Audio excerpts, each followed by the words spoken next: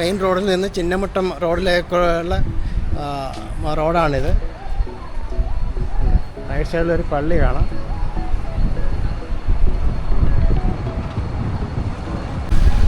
കന്യാകുമാരിയിൽ നിന്ന് 2.5 കിലോമീറ്റർ ഇങ്ങോട്ട് വരുമ്പോൾ വടക്കോട്ട് വരുമ്പോൾ വലത്തോട്ട് ചെയ്യുന്ന റോഡിൻ്റെ കമാനമാണ് ഈ കാണുന്നത്.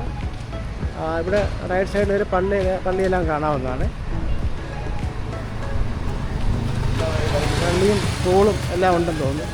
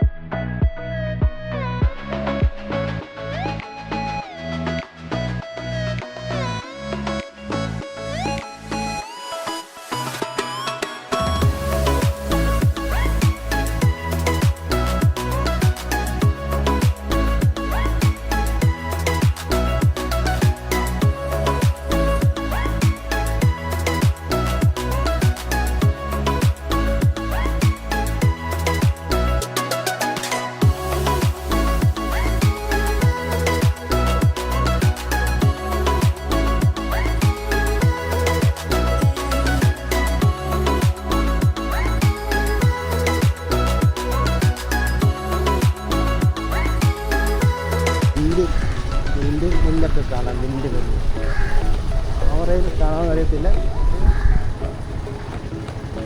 നേരിട്ട് കാണുമ്പോൾ അത് മനോഹരമായിട്ട് കാണാൻ സാധിക്കുന്നു.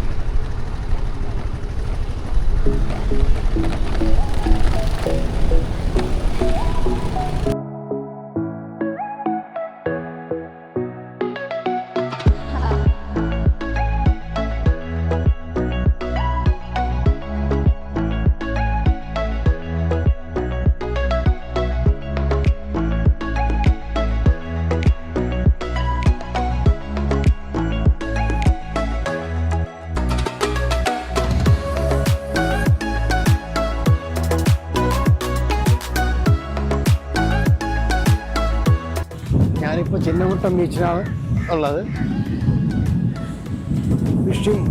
ഫിഷിംഗ് ബോട്ടുകളുടെ ഒരു കൂമ്പാരം, ഹോൾസെയിൽ കൂമ്പാരം. ദൂരെ നിന്ന് നോക്കുമ്പോൾ വളരെ ചെറുതായിട്ട് തോന്നുമെങ്കിൽ അടുത്ത് വരുമ്പോഴാണ് അതിൻ്റെ വലിപ്പം മനോബോധ്യമാകുന്നത്. അത്രയ്ക്ക് ബൃഹത്താണ്. എല്ലാം കൂട്ടമായിട്ട് കെട്ടിയിട്ട് ഇത് എങ്ങനെ എടുത്തുകൊണ്ട് പോകുമെന്നറിയത്തില്ല. അത്രയ്ക്ക് വലുപ്പമാണ്. ആ കൊടുത്തൊരു ചെറിയ ബോട്ട് കൂടെ ഇവിടെ വെച്ചിട്ടുണ്ട്. സ്പീഡ് ലോഞ്ച് പോലെ. സ്പീഡ് ലോഞ്ച് എന്തോ ആണെന്ന് തോന്നുന്നു. ഇത് എന്ത് വലുപ്പമാണ്. അടുത്ത് ചെല്ലും തോറും വേറെയൊക്കെ ഉണ്ട്. കോസ്റ്റൽ സെക്യൂരിറ്റി ഗ്രൂപ്പിൻ്റെ ബോട്ടുകളുണ്ട്. കോസ്റ്റൽ സെക്യൂരിറ്റി ഗ്രൂപ്പിൻ്റെ കണ്ട് മറൈൻ പോലീസ്. ഇതൊക്കെ എന്ത് വലുപ്പമാണ്. അപ്പോൾ ഇതൊന്നും കൊള്ളില്ല. ഇത് ഈ ക്യാമറയിലായതുകൊണ്ടാണ്, വൈഡ് ആംഗിളിലായതുകൊണ്ടാണ് ഇങ്ങനെ തോന്നുന്നത്. പക്ഷേ അത്രയ്ക്ക് വലുപ്പമാണ്. ഇപ്പം എന്നെ പോലെയാണെങ്കിൽ ഒരു 6 ആളിൻ്റെ ഇപ്പം ഞാനെന്ന് പറയുമ്പോൾ 5 അടി 8 ഇഞ്ച്. അപ്പം 6 30 അടി എങ്കിലും വീതി ഉണ്ട്. അത്രയ്ക്ക് വലുപ്പമാണ്. വീതിയാണ്, നീളമല്ല പറഞ്ഞ വീതി അത്രയുണ്ട്. ഇത് ഒന്നിനെ പുറകെ മറ്റൊന്നോട്ട് ഇങ്ങനെ കൂട്ടിയിട്ടിരിക്കുകയാണ്. ഇന്ന് സൺഡേ ആയതുകൊണ്ടാണ് ഇങ്ങനെ നടക്കുന്നത്. വൈകുന്നേരം ആകുമ്പോഴേക്കും ഇത് കൊണ്ടുപോകുമെന്ന് തോന്നി. നാളെ രാവിലെയാണോ വൈകുന്നേരമാണോ ഇവിടുന്ന് എടുക്കും. ഈ മീൻ പിടിക്കുന്നതിൽ ബഹുഭൂരിപക്ഷവും ക്രിസ്ത്യൻ വിഭാഗമായതുകൊണ്ട് ഞായറാഴ്ച അവർക്ക് ആരാധനാലയത്തിൽ പോയതുകൊണ്ട് അവരന്ന് മുടക്ക ദിവസമാണ്. ഇപ്പം നാളെയൊക്കെയാണ് വരണമെങ്കിൽ ഇവിടെ നിറച്ചാളായിരിക്കും, ഏത് നേരം ആളായിരിക്കും. ഒന്ന് തിരിച്ച് കയറ്റിയിട്ടിരിക്കും. എന്ത് വലുപ്പമാണ് കണ്ടത്.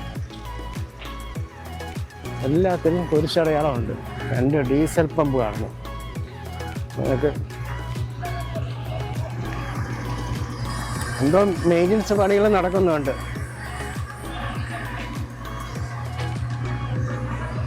ചിന്നമുട്ട ഹാർബർ.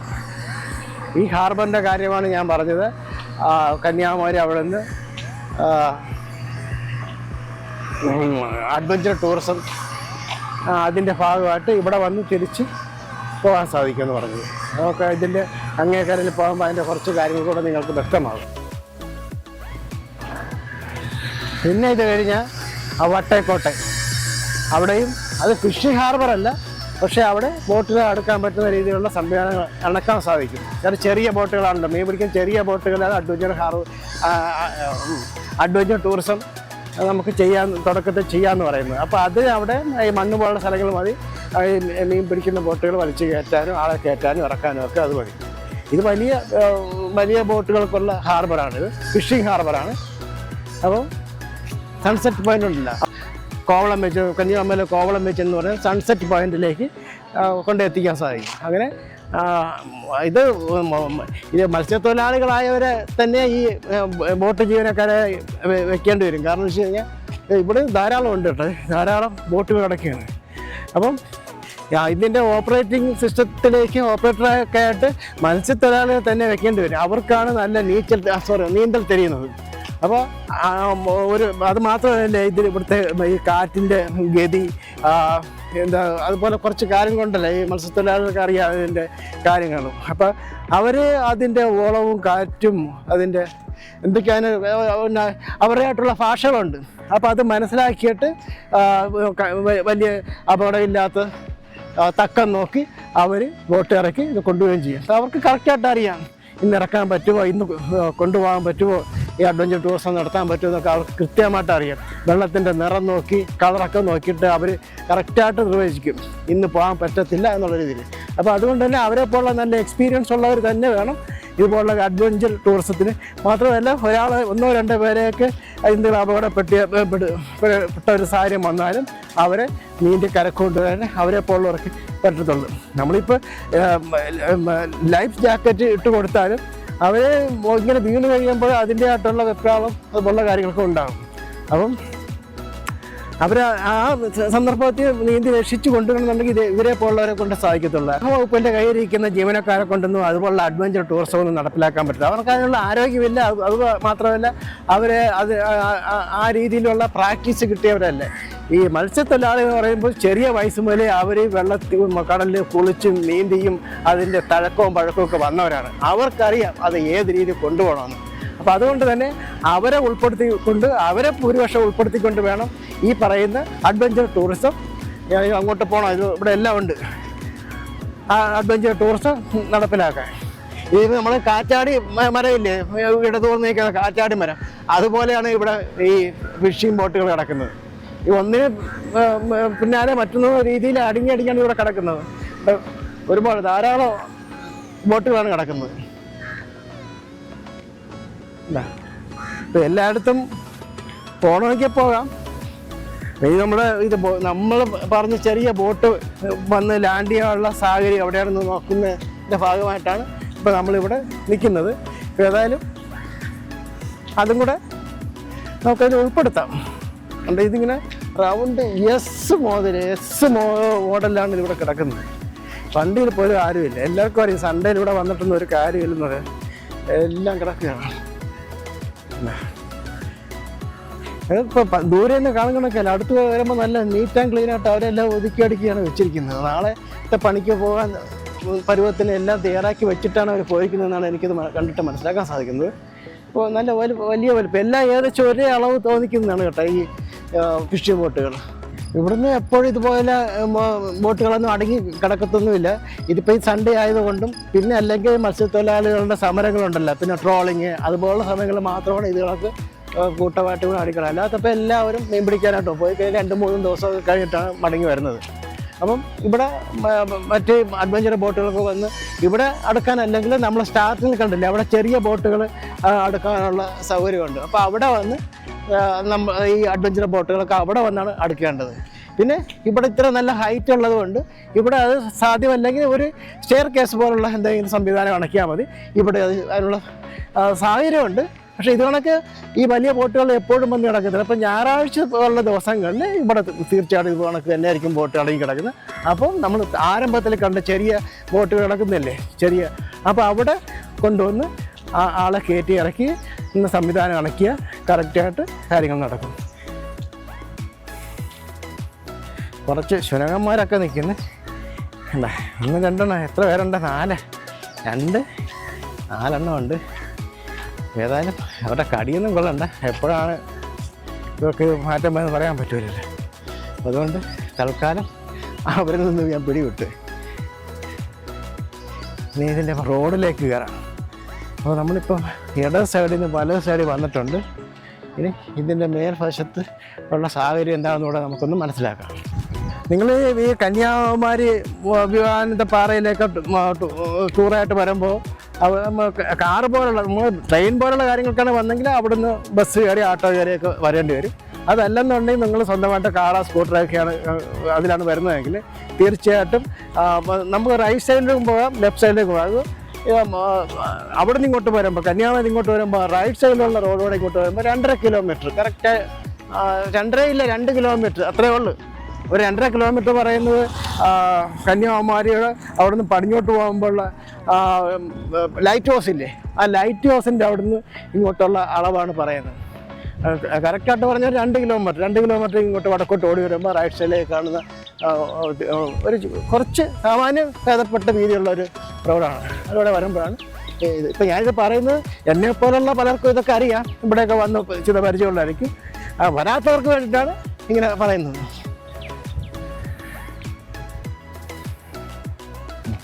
ഇവിടെ ഒരു കുരിശ് കാണാം, കണ്ട. അവിടെ ഒരു കോവിലുണ്ട്, അവിടെ മിക്കവാറുമൊക്കെ പൂജകളൊക്കെ നടക്കും, കണ്ട.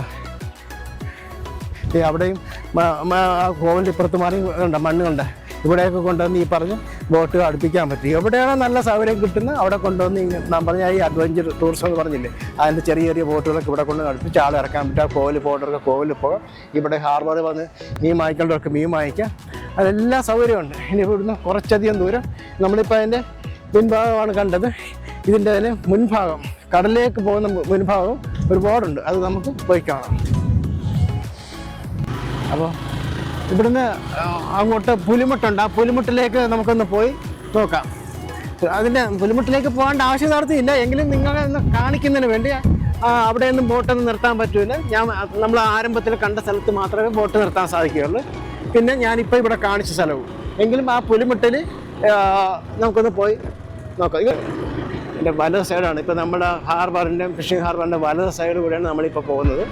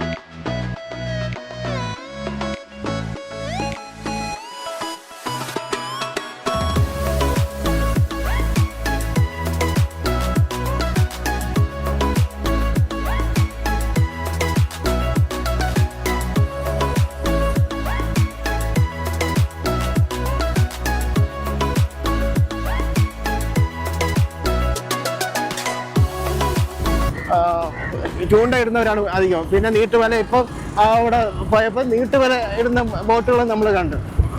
എവിടെ കോവളം ബീച്ചില്ലേ, കന്യാകുമാരി കോവളം ബീച്ചിൽ പോയപ്പോഴും നീട്ടുവല ഇടുന്ന ബോട്ടുകൾ നമ്മൾ കണ്ടു. അപ്പം ഇനിയിപ്പോൾ അവിടെ ഒരു കോവിലുണ്ട്. അവിടെ എല്ലാ നിത്യേന പൂജയുള്ള ഒരു ചെറിയൊരു കോവിലുണ്ട്. ഈ ബീച്ചിനോട് ചേർന്നാണ്.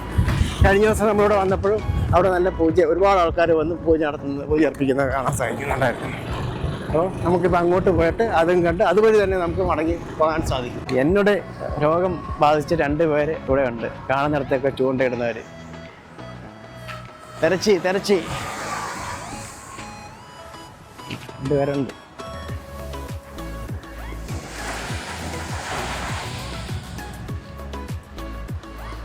அண்ணே ஏதாவது கிடைச்சாச்சா? தெரிச்சியா தெரிச்சி ரொம்ப நேரம் ஆயாச்சோ?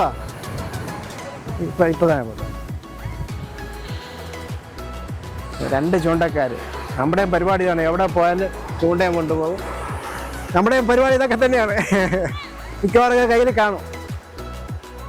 തൽക്കാലം ഇപ്പോൾ എടുത്തിട്ടില്ല, ഇല്ലെങ്കിൽ നമ്മൾ നിങ്ങളിവിടെ നിന്നേനായിരുന്നു. പിള്ളേരൊക്കെ ഇത് ചൂണ്ടയിടുന്ന കാണാൻ വേണ്ടി വരുന്നുണ്ട്. ഇവിടെ എപ്പോഴും വിസിറ്റേഴ്സ് ഉള്ള ടൂറിസ്റ്റുകളൊക്കെ വരുന്ന സ്ഥലം കൂടെയാണ്. അടുത്ത് കോവിലുള്ളവരും വരും. പിന്നെ കുറച്ച് ഖരമാലിന്യങ്ങളൊക്കെ ഇവിടെ ഉണ്ട്. അപ്പോൾ ഇത് ടൂറിസമായിട്ട് വികസിക്കുകയാണെങ്കിൽ അതെല്ലാം മാർക്കറ്റിൽ പോകും.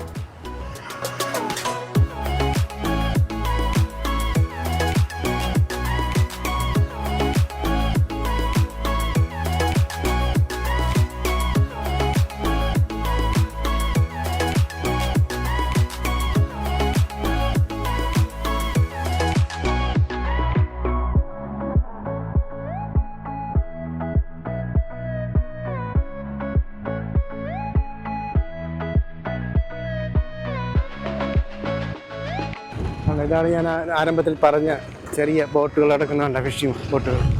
അപ്പോൾ അവിടെ ഒരുപാട് കിടക്കും. അപ്പോൾ അവിടെയും നമുക്ക് കൊണ്ടുവന്നിട്ട് വന്ന വഴി തന്നെ തിരിച്ചു കയറി പോവുകയാണ്.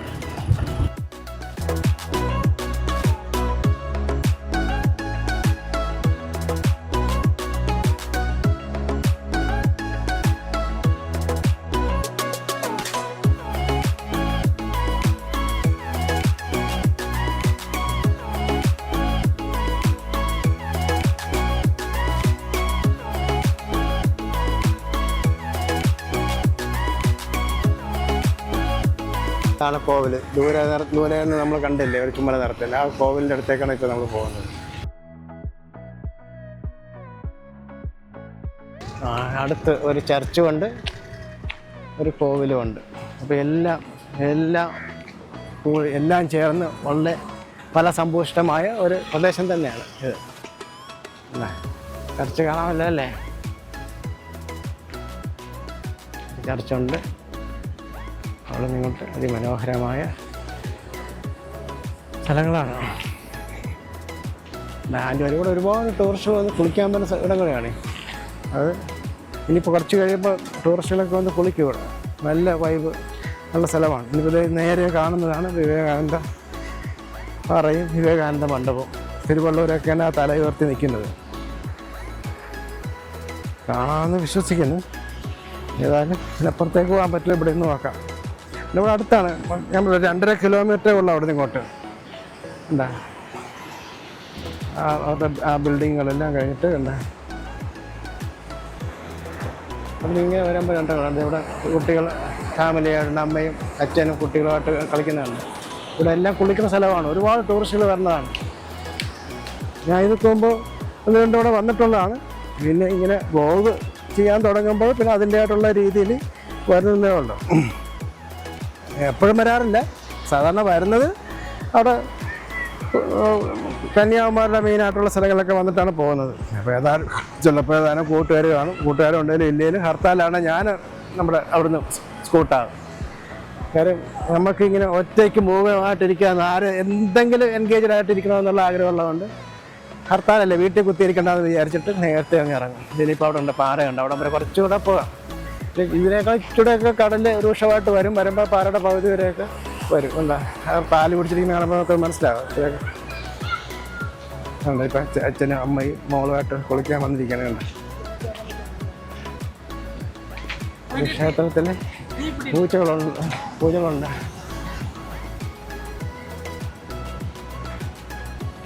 ശ്രീമൻ നാരായണ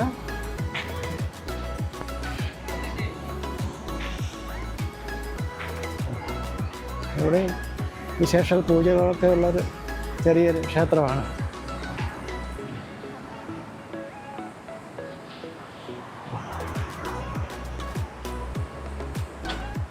സർപ്പ പൂജയും ഉണ്ട് ഇവിടെ. സർപ്പ പൂജയൊക്കെ ഉണ്ട്.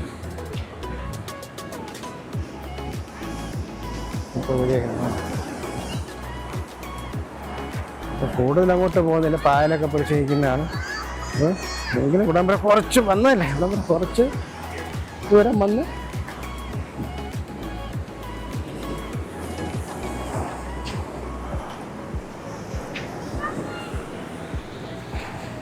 അത് അടിപൊളി ബിന്ദു. എത്ര കിലോമീറ്റർ നീളത്തിലാണ് അടുക്കി അടുക്കി വെച്ചതുപോലെ ബിന്ദു മില്ല് നിൽക്കുന്നത്.